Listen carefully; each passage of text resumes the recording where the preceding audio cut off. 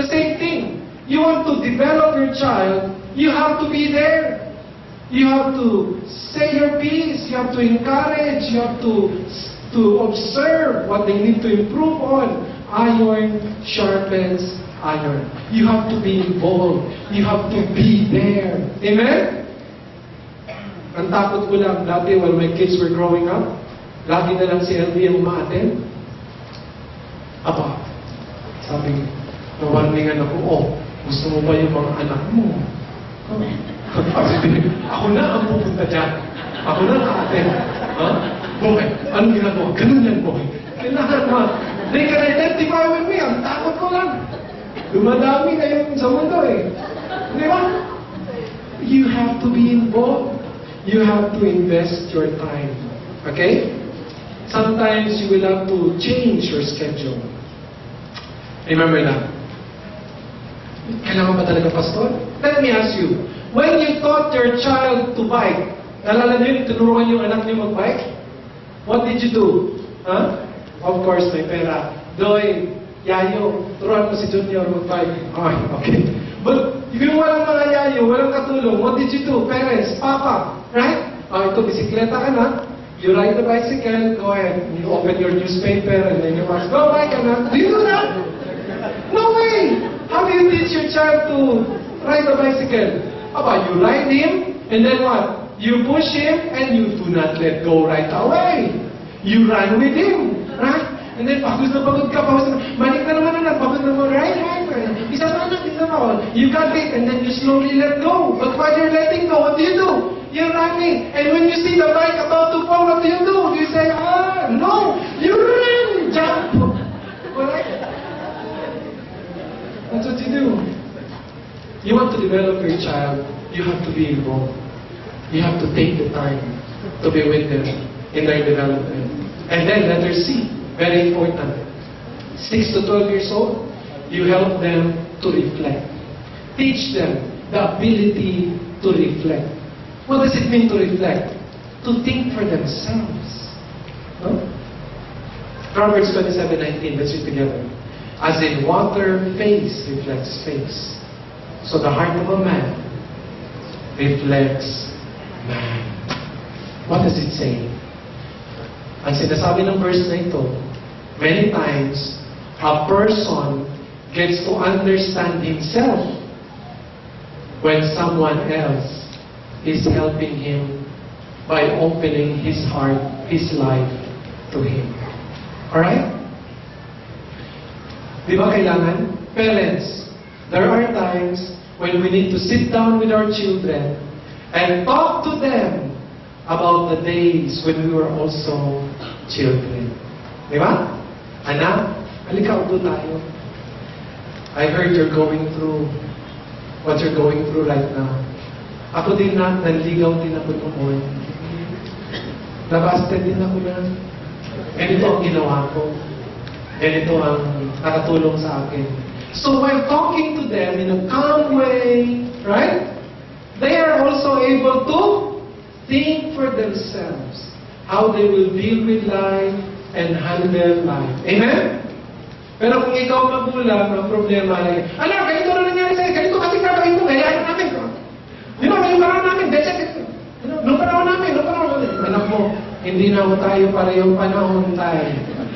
Iba na ho. Hindi na, nung panahon namin, ganito. Iba na ho. Nag-iisip, no? And then they shut down, they don't listen to you because your phrase starts with, nung panahon namin. O nga naman, noon pa yan. Hindi pa ako makikinig yan, luma.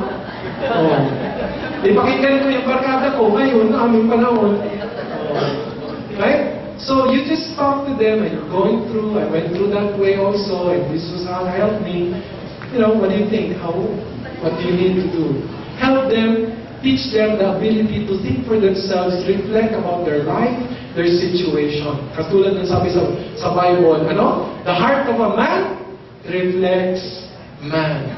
So sometimes, parents, you have to sit down with your children and tell them stories, how you started at work, your first employment, how you started your business, how you handled college life, how you handled love life, You tell them your stories, no?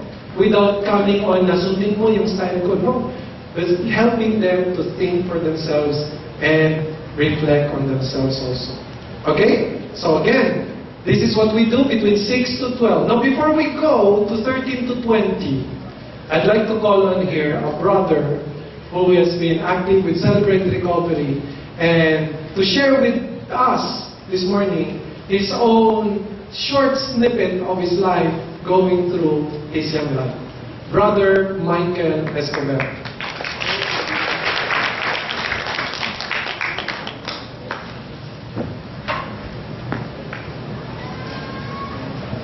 Good morning, everyone.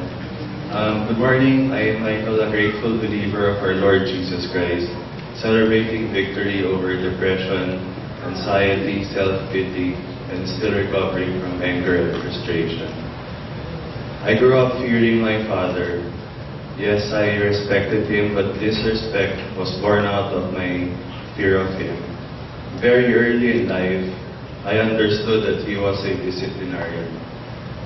I was subjected to this physically. This left me with even deeper emotional and psychological scars. This fear of my father even comes from just the sound of his angry voice. I grew up confused, and I never understood this kind of discipline.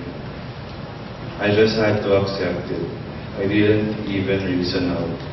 Yes, I loved my father, but my fear of him was greater, and my fear kept me from showing any affection. He thought I didn't love him, but I did love my father. I was only afraid of him, afraid to show my love. To survive emotionally and psychologically, despite all the discipline, I had to convince myself that he does it because he loves me, even if the question, does he love me, keeps ringing in my head. All this doubt started to disappear when in 1993, my mother left us. It was only now that the reasons show why she left. My father, my two brothers and I had to endure this terrible situation, and my siblings and I grew up without our mother. My father doubled up in his role. He made sure we got to know the Lord, and he also taught us not to hate our mother. And all of this very confusing time, the question in my head was, why did this have to happen to us?